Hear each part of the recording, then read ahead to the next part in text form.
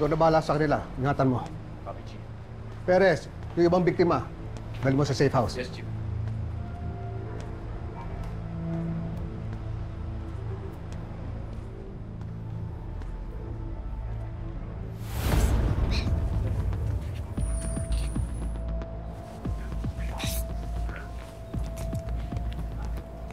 Dito! Di ba bawal kayo tumunta dito? Narinig ko po kasi na kinuha nila ang cellphone nyo. Kaya gusto ko po ito ibigay sa inyo, Mama Pels. Picture po natin yan dati sa perya. Dalhin niyo po. Para kahit malayo po kayo, magkasama pa rin po tayo.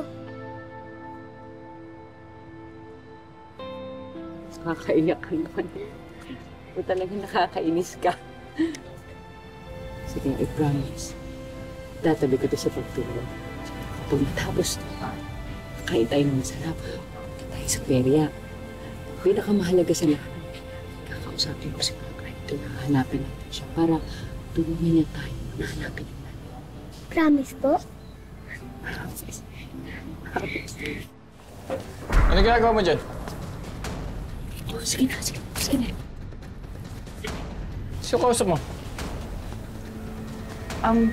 Wala po. O tara na, ikaw na lang inaantay.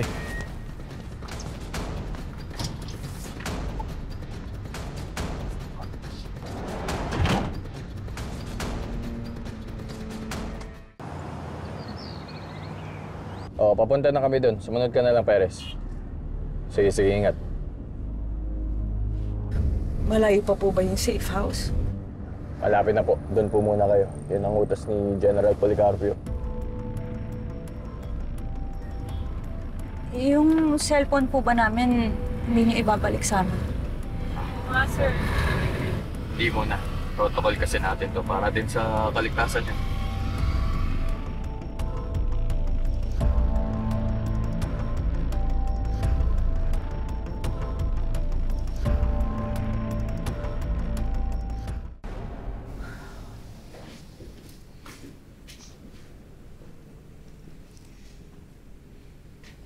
Sir, parang nakakatakot naman dito.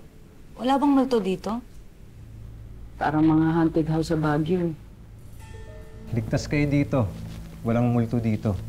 At hindi kayo masusundan ng mga sindikato kahit sino pa. Maya-maya, darating na yung medical team namin. Kung totoo nasa katawan nyo pa yung mga droga, check nila yan mamaya. Pag nagbanyo kayo, kayo nang kailangang ebidensya laban sa mga sindikato. Ngayon, kung meron pa kayong mga tanong, tanungin nyo na ako. Kung wala naman, maya-maya, kakain na rin kayo. Sige. Hello, madam. Nandito na po yung mga babae sa safe house. Ano pang ginagawa niyo dyan? Umalis na kayo. Anytime na papunta na sila Calvin. Uubusin kayong lahat. Ano, gusto mo mamatay mamaya? Hindi po, madam. Copy po. Dumidiskarte lang po ako bago ko iwan yung mga kasama ko. Sige po.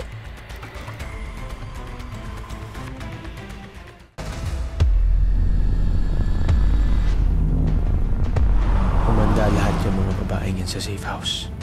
Hindi na kayo sisikatan ng araw.